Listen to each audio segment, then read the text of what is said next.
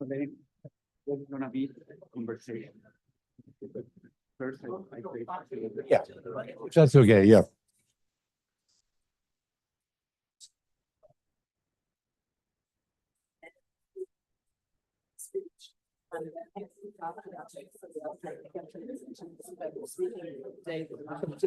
Maybe the whole event is about an hour. So you speak for as much or as you'd like. I mean, normally roughly 20 minutes if that worked.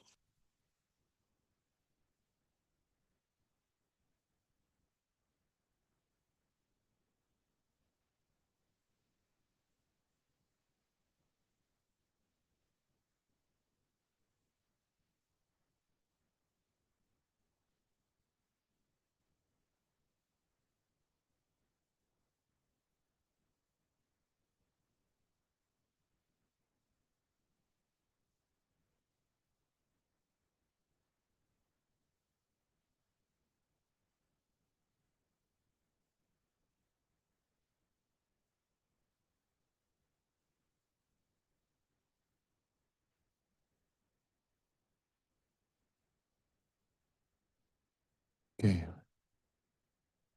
You can.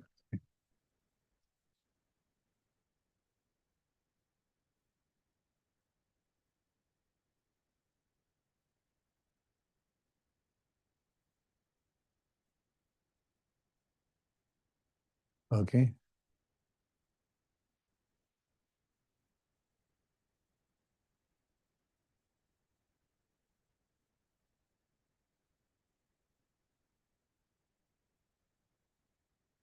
Okay.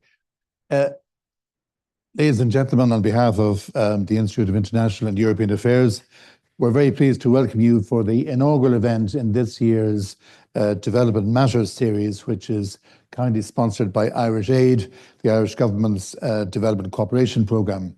We're delighted to be joined today by Luis Felipe López-Calva, who's been generous enough to take time out of his particularly busy schedule at the present time to speak to us. Mr. López-Calva will speak to us for about 20 minutes, and then we will go, as usual, to a question and answer session. You'll be able to join the discussion using the Q&A function on Zoom, which you'll see on your screens. Please feel free to send in questions or comments as they occur to you throughout the session, and we'll come to as many of them as we can when our speaker has finished his presentation. A reminder that today's presentation and the Q&A are both on the record. Please feel free to join the discussion on Twitter or X using the handle @IIEA. We're also live streaming today's discussion, so a very warm welcome to those of you tuning in via YouTube. With that, I'd like to ask Sarah Hunt, who's the Director of Policy Unit at Irish Aid, to say a few introductory remarks about our speaker. Thanks, Sarah. Thank you, David, and good afternoon. I'm delighted to welcome you all here today to the first of our 2025 Development Matters lectures with Luis Felipe López-Calva, the World Bank's Global Director for Poverty and Equality. Before we begin, I would like to thank Alex White, the Director General of IIEA, and Jill Donoghue and her team for all the work that goes into this lecture series. It's a very valuable forum for Irish Aid and the Department of Foreign Affairs, a space to convene global experts and leaders to share knowledge and insight on key development issues, and equally to share some of our work with the public and communicate our development priorities. Luis Felipe will today speak about pathways out of the polycrisis. It is a more than timely title, given recent geopolitical upheavals, which seem to be continuing a shared global experience of unprecedented change in recent years. Although as a term it has been around for decades, I'm not sure how many of us were familiar with the concept of polycrisis, even just a few years ago. Yet the word immediately makes sense to us, capturing the multiple overlapping and ongoing challenges facing the world.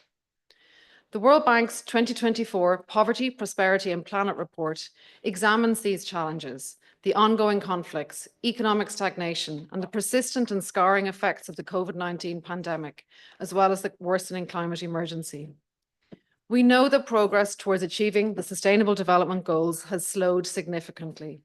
And this report is an important post-pandemic examination of poverty reduction efforts. It provides the evidence that recovery in the poorest countries has continued to lag. Poverty reduction has stalled compared to all of the efforts in the pre-COVID period, and that's even before considering the impact of the polycrisis on food security, on social protection systems, human rights, and gender equality. This is concerning for us all and a priority for Ireland, given our focus on reaching those furthest behind first in our development cooperation and those most affected by these crises. Alongside stalled poverty reduction, growth projections for the poorest economies remain low, and debt repayments are at historically high levels, limiting the resources available for education, healthcare, and basic needs. Meanwhile, as the report notes, the impact of climate change is affecting at least 1 in 5 people. The report highlights how progress in reducing global extreme poverty depends on the reduction of poverty in sub-Saharan Africa. At a time when ODA budgets are being cut by many donors, it will be interesting to hear more of how this can direct future action, particularly with the report warning that 2020 to 2030 is already on track to be another lost decade. The report also draws attention to the question of aid fragmentation, and it will be interesting to hear your reflections on whether this is likely to change in response to recent ODA cuts in the US, future ones in the UK, and also a changing focus in Europe. We can, though, take some hope from the report. There are clear areas where progress can be made, such as through faster and more inclusive economic growth, investments in human capital and targeted social safety nets, as well as providing protection from climate shocks and enhanced risk management. I look forward to hearing Luis Felipe speak to these pathways out of this polycrisis and for your reflections on how changes in ODA commitments may impact on this. Again, thank you all for joining us today, both in person and online. And I will now hand you back to David, who will moderate today's event. Luis Felipe, over to you.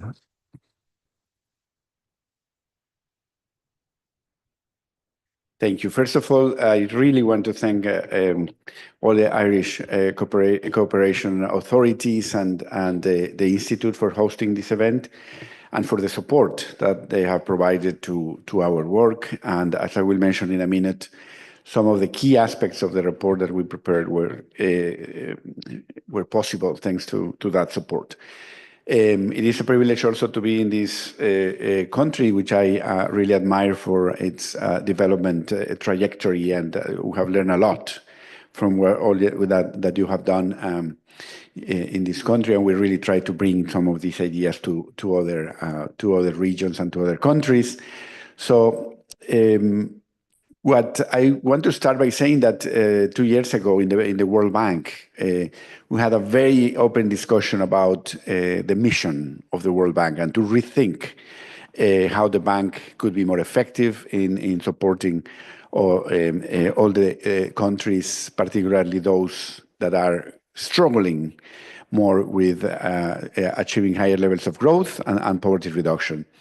As a result, we got a new mission document approved by our board with a very succinct definition of our mission that was stated as the mission of the bank is ending poverty on a livable planet. So that is important for 2 reasons. One is because ending poverty remained as the most important objective for us in the World Bank, and consistent with the fact that we have SDG number 1 as elimination of poverty in all its forms.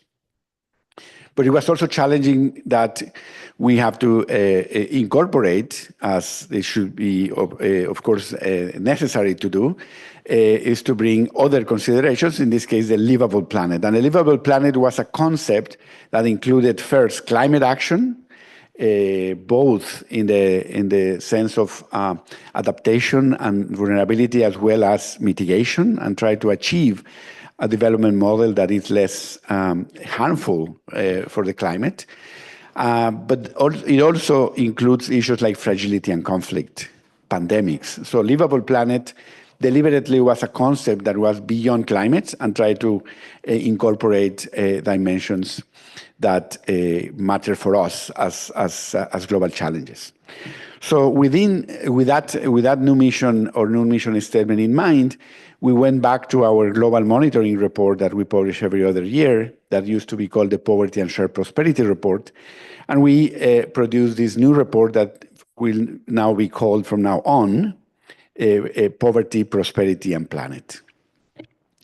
I want to share with you a few messages, perhaps what I consider the most important messages of this report, but also happy to elaborate as we move into the conversation. So first, the world achieved a lot in terms of poverty reduction. More than 1 billion people were lifted out of poverty in the last 2 decades, but this process slowed down. And during the COVID crisis, there was an important increase in poverty, and the recovery has been positive mainly for middle-income countries and high-income countries. But the poverty today, extreme poverty today, is higher than pre-pandemic levels in low-income countries. So for low-income countries, the impact of the pandemic has been a permanent impact, okay? That explains in part why we can see a trend that is not very positive if we think of SDG 1 as ending poverty by 2030. So important message is that we are off track to achieve that specific goal if we don't do things different. Mainly, but not only, because in those places where there is persistent poverty, extreme poverty, we also have very low rates of economic growth. First. Second is because also the growth is less effective in reducing poverty when there is high level of inequality. And I want to have a parenthesis here, and I'm happy to see our friends from Oxfam, because they were very strong allies in this discussion in the bank, that for the first time, inequality is explicitly stated in the mission of the bank, added as the bank also has to be working on reducing the number of countries with high inequality. In the past, we used the term shared prosperity to talk about inclusiveness of growth, but now we have explicitly the concept of inequality as something we should be concerned about, and we also present numbers in terms of the evolution of these countries. Of course, there was debate about how to measure better inequality, and we know that it's a complex indicator, but this is the second message I want to present to you, is that cross-country inequality has fallen mainly because of the convergence in terms of income levels with large countries in Asia, China and India, that have grown rapidly, and this convergence has reduced cross-country inequality. But within country inequality is a very heterogeneous story. In some regions has gone slightly down, in other regions it has increased when it comes to income inequality. But still, we have more than 50 countries right now in the world that are considered high inequality countries, if we take the indicator defined in our document, which takes from the UN SDG report the threshold of a Gini coefficient for income of 0.4. Okay, so every country that has a Gini coefficient above 0.4 is considered a high inequality country. Third indicator that we report which is a new indicator, and this is one, for example, in which we were able to geo-reference all the household surveys thanks to the support of Irish cooperation in our work. We had a very ambitious project to geo-reference all the household surveys, and that allowed us to create this new indicator that we call vulnerability to climate shocks. So this is a new indicator that includes in the battery of high-level objectives is to reduce the vulnerability to climate shocks, the number of people that are vulnerable to climate shocks. How do we do it? First, we select geographically. We look at people who are subject to four types of climate shocks that are specifically flood, drought, extreme heat, and cyclones. So we look at all the population that are exposed to these shocks, and then we come up with a multidimensional index that looks at whether people are able to cope with these shocks. And we overlap these two indicators, and we see, for example, that regions like Sub-Saharan Africa, practically everybody who is exposed to shocks is vulnerable, which means there is no capacity to cope with the shocks because there is no access to services, there is no access to social protection and other mechanisms. So while other regions, the share of population that are exposed, some of them are not necessarily vulnerable, but overall, we find that more than 700 million people in the world are at risk of falling into poverty due to climate shocks. So we try to bring the interlinkage between climate and poverty in a very explicit way in the report. So these are some of the main messages driven by the measurement of the indicators that we have.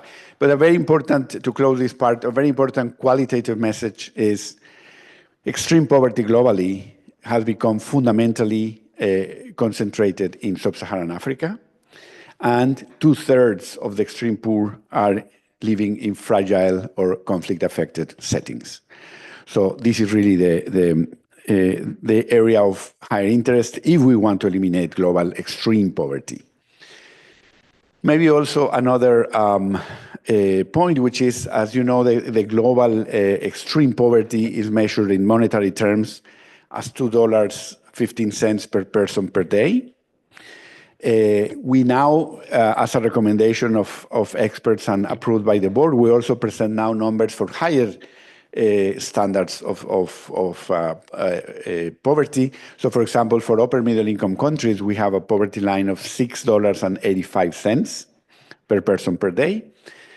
If we take that standard, which is not a very high standard of living, 44% of the global population could be considered poor. So that tells you the magnitude of and the need to think about growth, but again, not any type of growth. Growth that is more inclusive and growth that is more climate friendly. In the pathways, we discuss in a very honest way,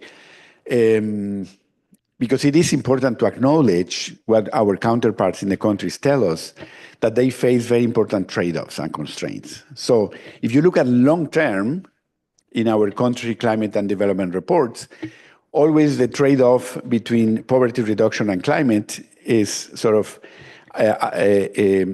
reduced because in the long term, the growth effect dominates. But in the short term, countries are faced with very difficult decisions. So what we try to do is to try to propose some prioritization and say, well, depending on the context, the emphasis should be on a specific aspect. But also we show a simulation of what will be the cost in terms of emissions if we eliminate extreme poverty. And the cost is very low, okay? So the climate concern, which is very important, and we will discuss it in a minute, is not, should not be an excuse not to eliminate extreme poverty. Actually, the extreme poor people live in countries that are right now contributing relatively little to global emissions. So there is a possibility to grow faster, eliminate extreme poverty, and the cost in terms of emissions is not very high. But if you start increasing the ambition, for example, if you take the poverty line of $6.85 and you want to bring everybody above that line, then the cost in terms of emissions increases rapidly, okay?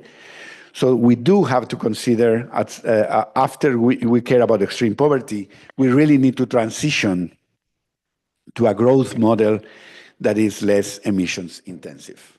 And for that, what do people do? What do countries need? One, technology, a massive technological transformation with technology that to a large extent is available. But the problem is we need the finance. Why? Because that technology has to flow to the places where it's needed, and that requires resources. So really the reduction of the trade-off between poverty reduction, economic growth, and emissions, reducing emissions, can be solved through these two mechanisms, technology and finance. So conceptually it's clear, but in practice it's complex, right? And we were just discussing, and we're going to elaborate on the issue that if development finance is reduced, the issue of financing becomes even more important, okay? So those are some of the important messages in terms of the pathways. If we go to the priorities, basically we try to classify countries in terms of the challenges, and we say in those low-income countries in which we really want to focus to eliminate extreme poverty, emphasis should be put in terms of basic human capital and physical capital. So you have to invest in education, invest in health. We show some numbers of the per capita investment in education, for example, in low-income countries versus high-income countries, and you can see that it goes from, in a low-income country, in average, it could be $45 per person, per student in education, while in a high-income country is more than $10,000 per person, okay?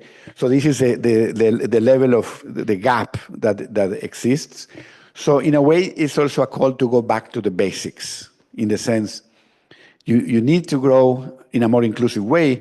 You need to equip those that are more vulnerable and live in a condition of poverty to participate more actively in the process of economic growth. Growth can be made more inclusive by bringing productive capacity at the bottom of the income distribution and lifting the constraints for those at the bottom to be more actively participating in the process of growth. If you have a process of growth that is more inclusive, dynamically, you reduce inequality as well, okay? So you have both mechanisms to reduce inequality. One is redistribution via fiscal systems, but the other is by redistributing productive capacity, bringing more productive capacity to the bottom of the distribution. So the process of growth itself becomes bottom-up. So that's one fundamental priority. The second is mechanisms to protect people from shocks, as I said before, which is more the adaptation type of agenda and the vulnerability agenda, not only through social protection mechanisms, but also by developing markets, insurance markets, and other access to finance and so on, and dealing with aspects related to environment that are more under control of the domestic governments. Example, air pollution. We take a deep dive on air pollution. 6% of global GDP is the cost annually of health-related impact of air pollution. And you go to places like South Asia, air pollution is really a big issue. And we have shown with very detailed analysis that the poorest are the most affected by air pollution because it has impact on school attendance, it has impact because of health, it has impact on productivity, also because through health, because are the ones that have the longest commuting times.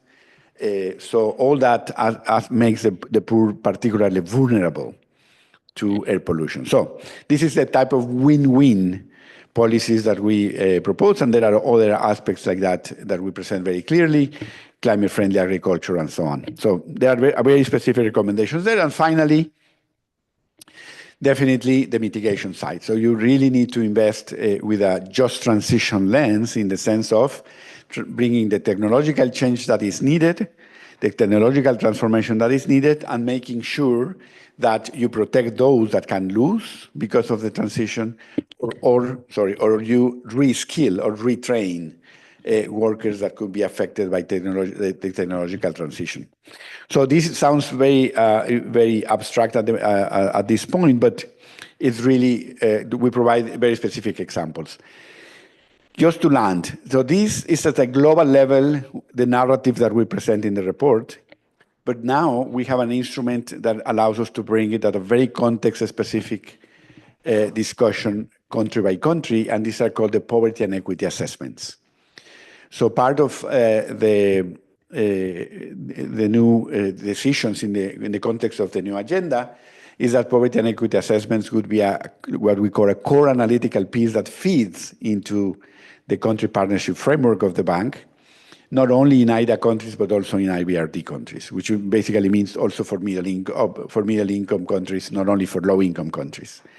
So that means that this document will feed into the operation of the bank, and that allows us to be very specific country by country, looking at these aspects that I just discussed. So the opportunities and the challenges in each country are discussed in poverty and equity assessments, and we can share with you the stock or the inventory of poverty and equity assessments that you can look at, and we are producing a flow of assessments as we speak.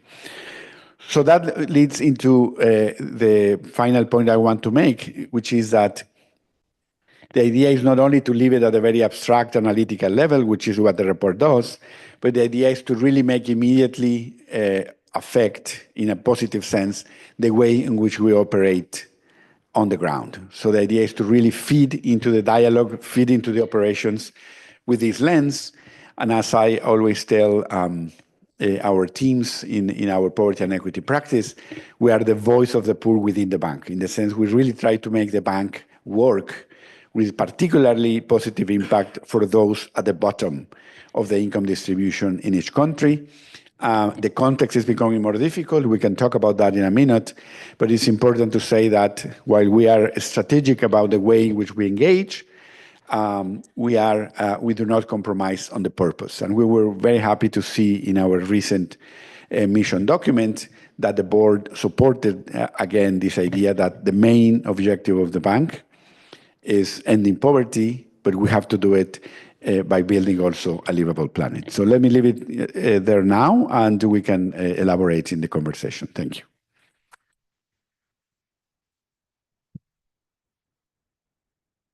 Thank you very much, Felipe. Really, first of all, warm congratulations on the report. It's really excellent, and I must say, from an Irish perspective, it makes a number of powerful points which kind of resonate with us. Tackling extreme poverty, addressing the needs of the poorest people, the poorest countries. As you know, Irish Aid has embodied that same philosophy in the notion of reaching the furthest behind first. But we see that the international consensus on that is unraveling a bit. I mean, a few years ago with the SDGs, every country was committed to leaving no one behind. Now we see certain countries clearly departing from that. What can the bank do politically to try to save that consensus, or to try to, intervene with its own shareholders, with the governments? I mean, what can the bank do at political level to try to shore up that consensus?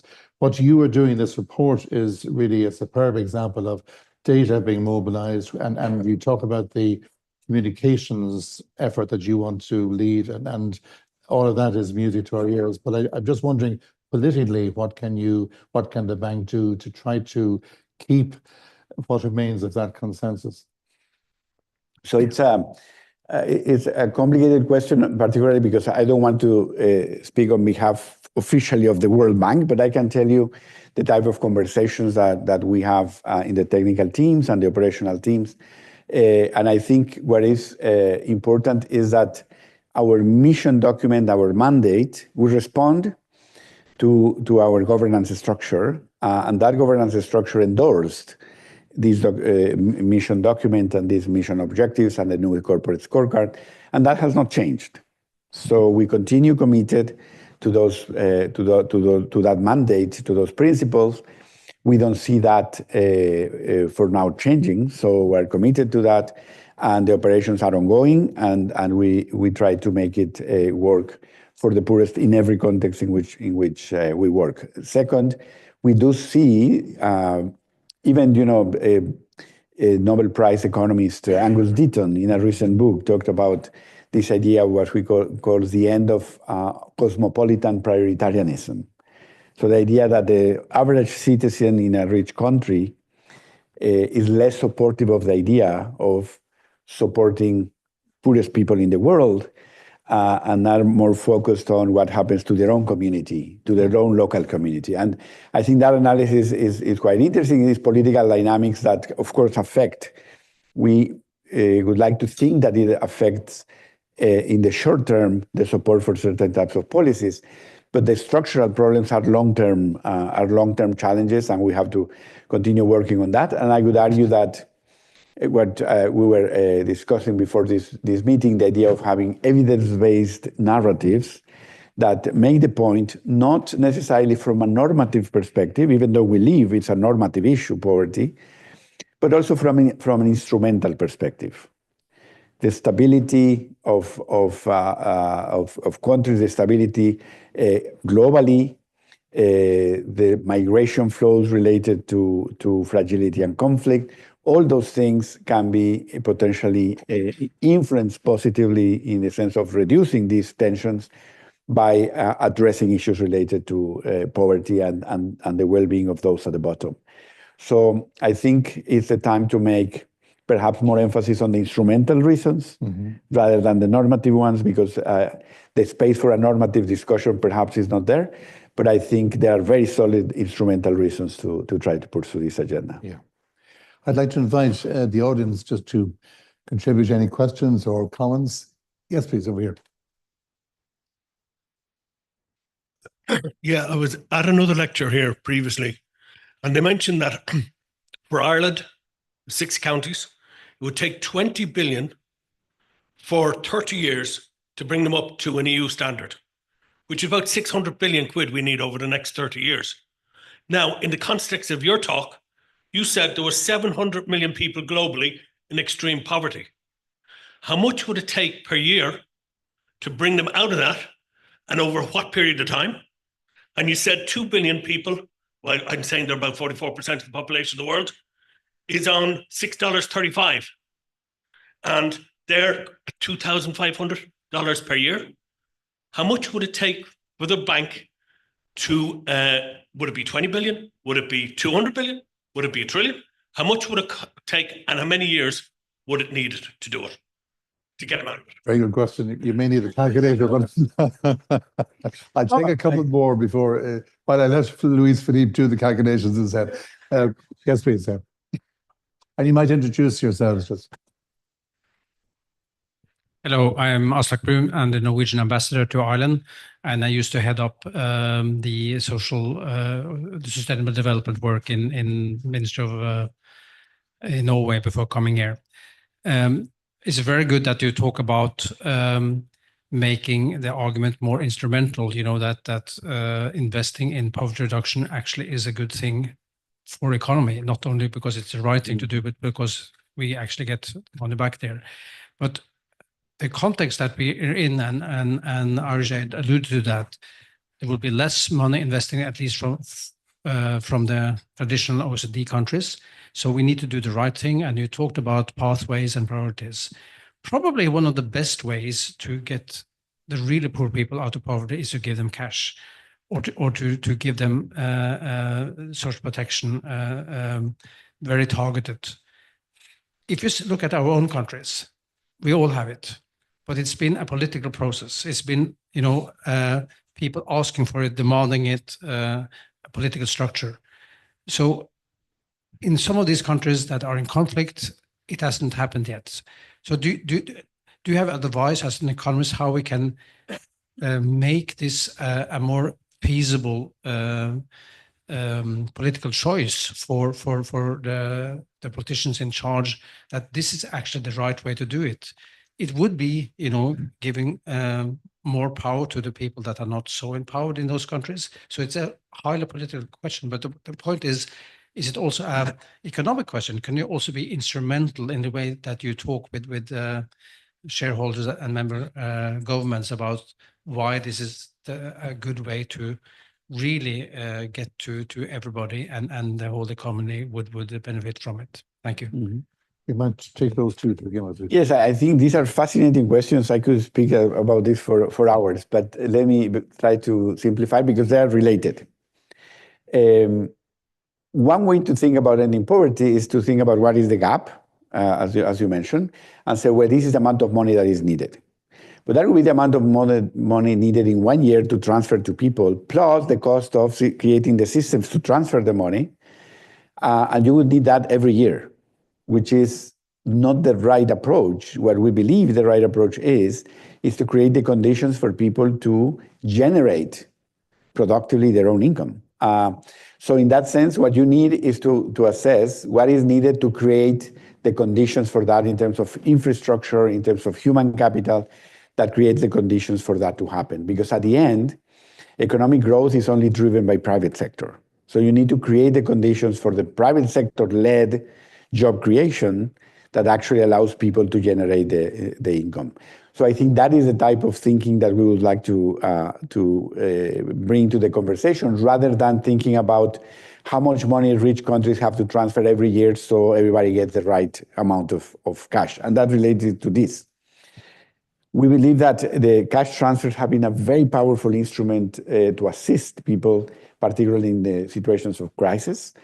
Even during the pandemic, we saw that with differential effectiveness, by the way, in the lowest income countries were less effective in reaching actually the people, because they don't have the systems, the governance structures to do it effectively, but certainly was a very powerful instrument to compensate for the shock.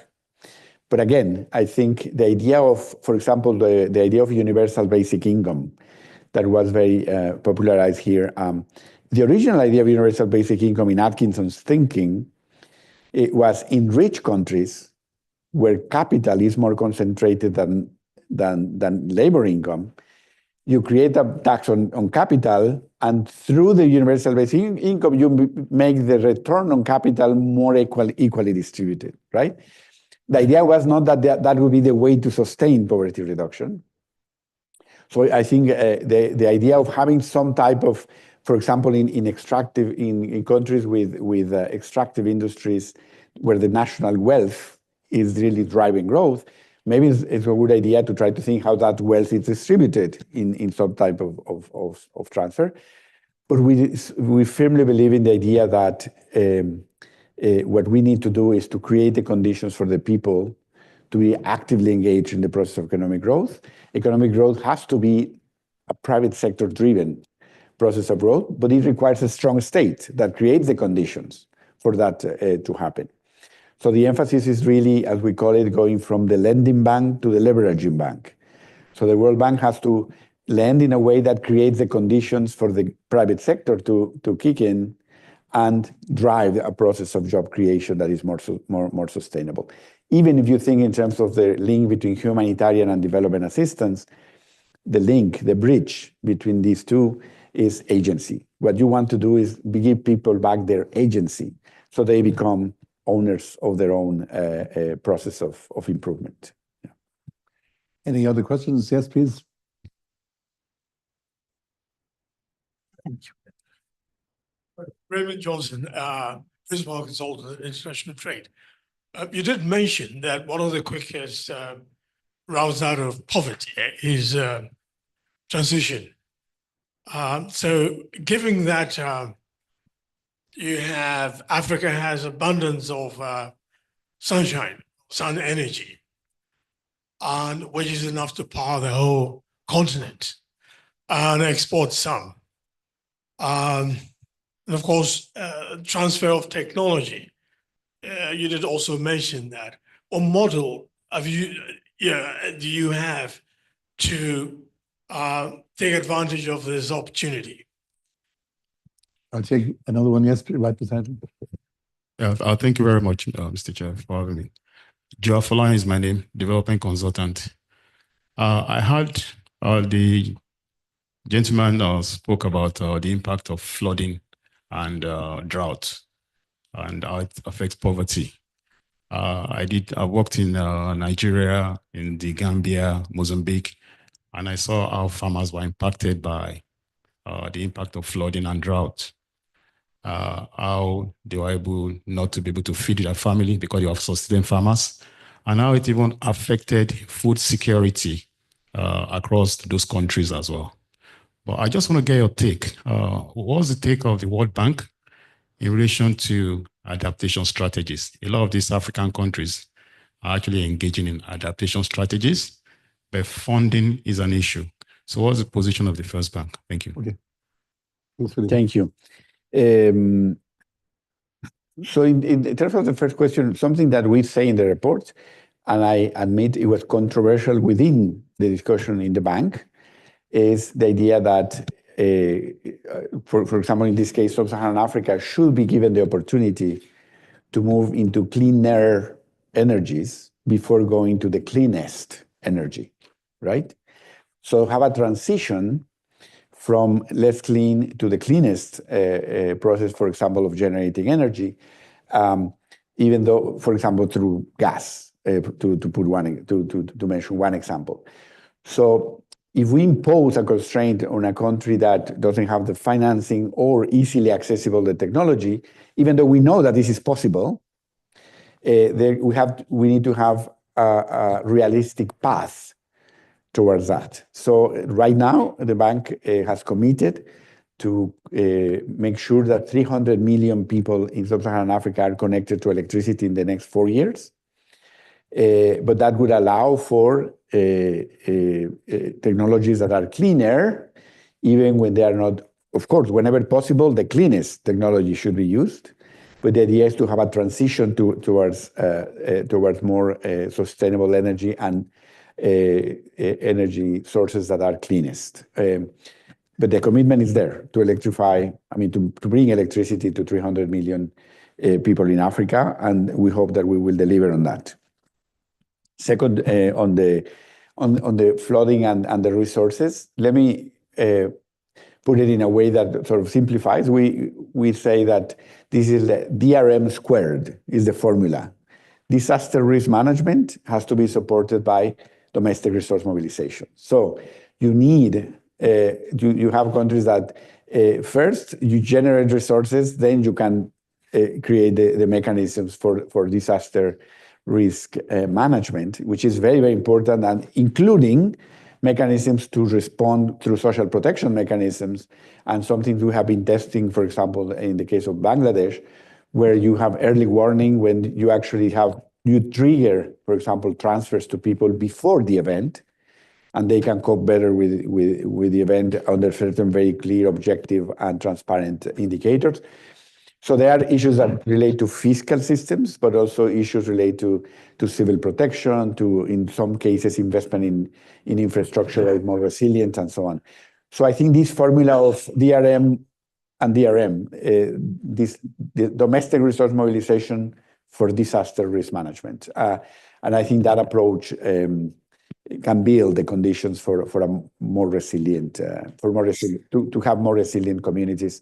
But again, it takes time to build. I might throw in just a question of my own about the multidimensionality of poverty to which you referred. And obviously the World Bank's entire approach is based on the idea of recognizing that all these sectors are integrated with each other, and that you can have synergies between one sector and another, but equally there are trade-offs, difficult trade-offs to be worked out. We have a number of questions coming in online, including from Seamus Allen, who's a researcher here, about the links between these different areas. And do you think that governments internationally have grasped sufficiently the interconnectedness between, let's say, between health and education? And is this still a work in progress? It was something which underpinned the designing of the SDGs, but the bank has been to the fore in advocating that governments understand the multidimensionality of poverty reduction. But how much of a journey do we have still ahead of us before states fully grasp this and then take kind of the actions needed? I would answer this in two stages. The first one is, here I might be biased because of my career has been between the UN and the bank. So in that sense, I also see the perspective particularly from UNDP, but I have been always very much an advocate of the multidimensionality of poverty, which at the beginning, when this was launched in 2010, was not immediately embraced in the bank. Right now, I think now it's very much a standard analysis that we do in every country. So the first part of my answer would be that I think there is an intellectual victory of the notion of multidimensionality in the international community, for which I celebrate. However, I don't think this has been translated into the way we do policy. So we still, even when we measure poverty multidimensionally, we go back to sector-specific recommendations without thinking about the interlinkages, right? So there are efforts in that direction. We are right now, and I will be super happy to share and show to the people interested. So we're trying to use complexity analysis to try to understand this interaction. So what do we do? This is still at an experimental stage, but we look at the different dimensions, a little bit of a technical point. If you have a multidimensional poverty index, what you have there is the state variable in each dimension, but each dimension has its own dynamics and interacts with the others. For example, very obviously, health and education. So what we do is try to see empirically what is the connection among these variables, and what are the nodes in that system that can have the biggest impact in the whole index, right? One example, you can think immediately, I mean, one thing we had to prioritize is invest in education. Makes a lot of sense. When we see empirically in many countries, when we look at the data, is that housing conditions becomes very, very important, what we call poverty centrality, has a lot of poverty centrality. Sorry if this is a little bit technical, but the idea is housing conditions can impact the health of children, then impacts the school attendance, right? So eventually it has an impact on health and education. So maybe if you have one marginal dollar to spend, maybe you should invest it in housing if you are thinking multidimensionally, and not necessarily in the traditional ranking that we have. You see, the way we think different about policy, when we bring the multidimensional concept, is not well established in the way we do policy. So again, bottom line is we're trying to bridge that gap and trying to use multidimensionality to do policy differently, okay? But that requires some technical instruments that is still to be developed, but we are in the process of doing that. If you go we can share the link to our work. By the way, Kim here, my colleague, is also a co-author of that work. You can have this analysis for 67 countries already in that public database, and happy to share that. But I'm really glad that you mentioned this, because I think multidimensionality conceptually is well established, but not yet fully exploited in the policy sphere. Yeah. Any further questions? Yes, please.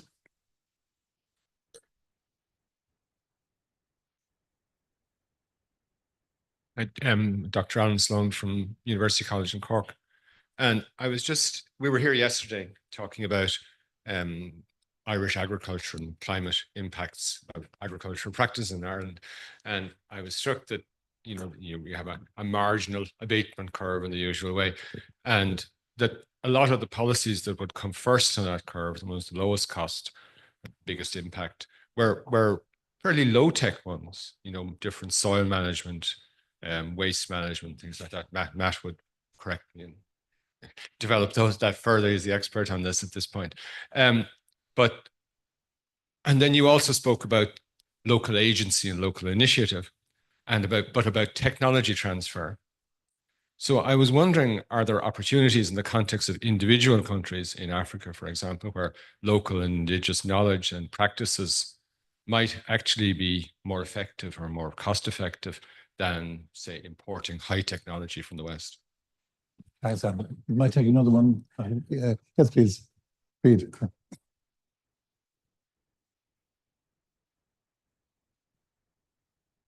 Hi, Breeden McGrath from Oxfam. And just to say, the inequality indicator is most welcome, and we think it'll strengthen SDG 10 in terms of reducing inequalities, and that's very good. Just to bring you back to the example you used of Ireland, and you say that you go around globally using Ireland as an example.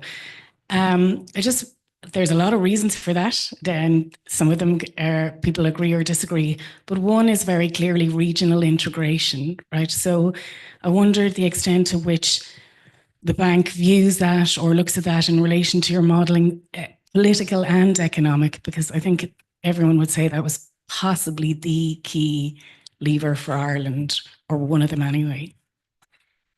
Please, Felipe, maybe take those two. Thank you.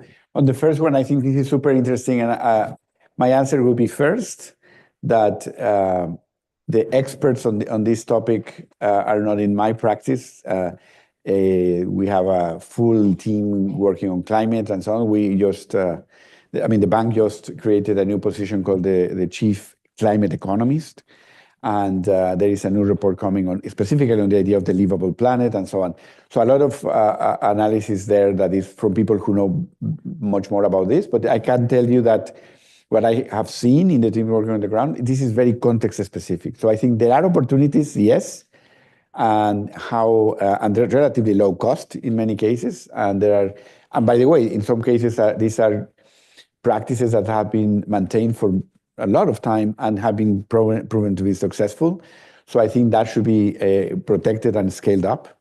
But that's very context specific. But of course, in that sense, there is no recipe.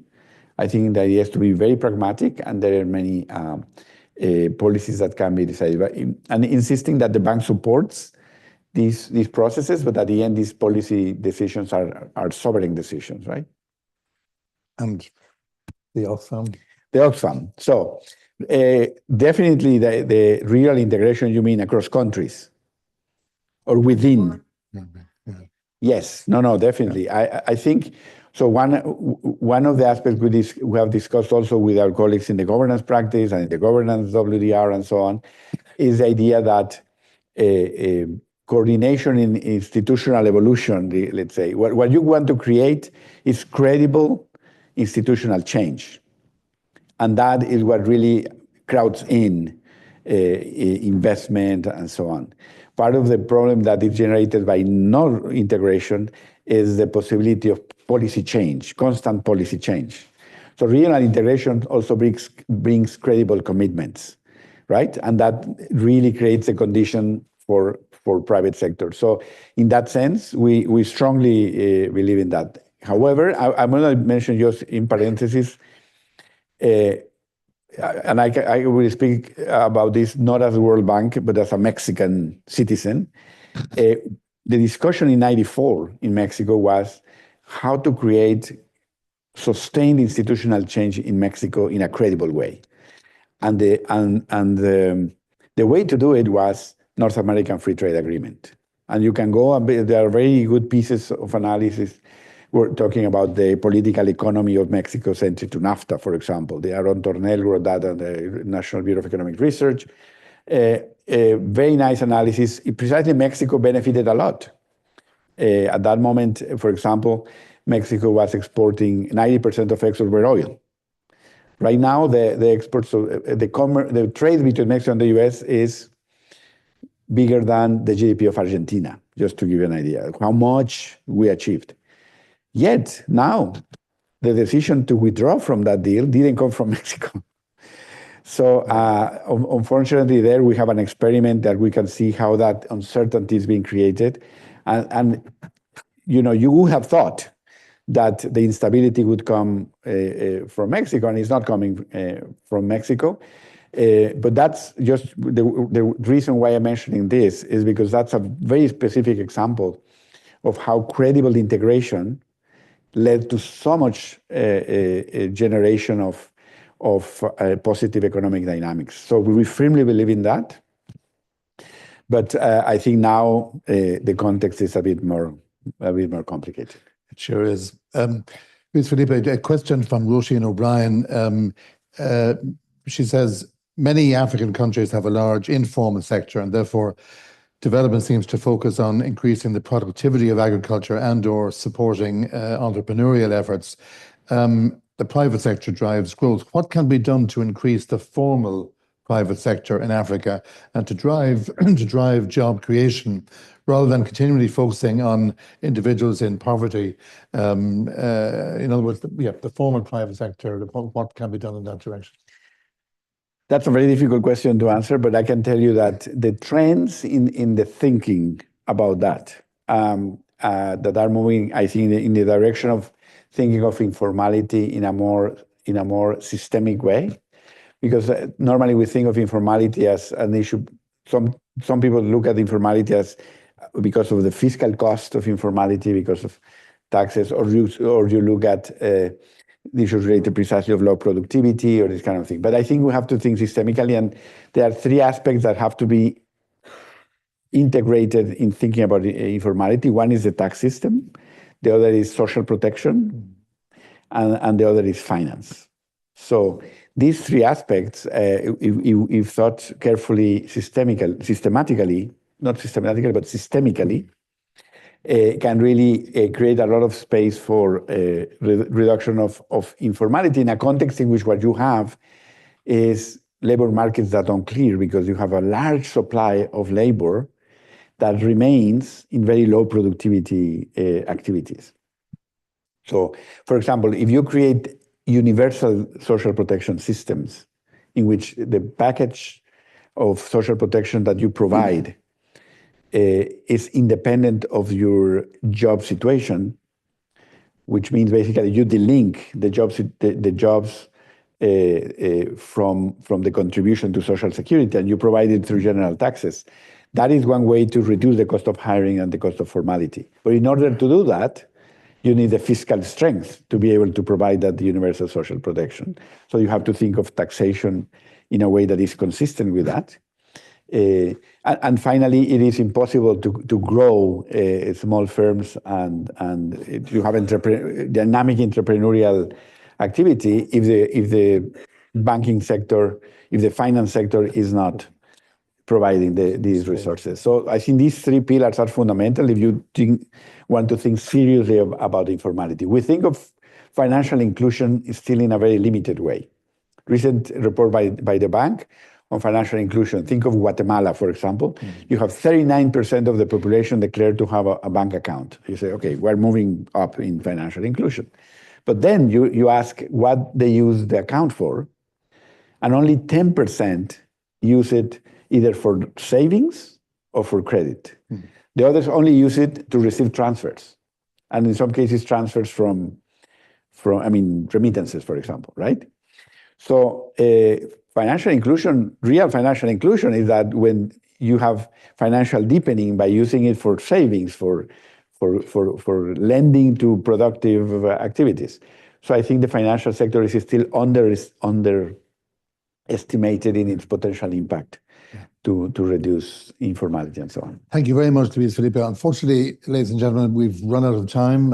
Time has flown by. Thank you very much, Luis Felipe, for your willingness to take a whole series of wide-ranging questions, and for your initial presentation. We learned a huge amount. We're really delighted that you came here, as Michael Gaffey and his colleagues were saying earlier, and I hope you'll come again. In the meantime, the very best of luck with everything that the bank is trying to do in these challenging times. Thank you very much, everybody. Thank you very much. Okay.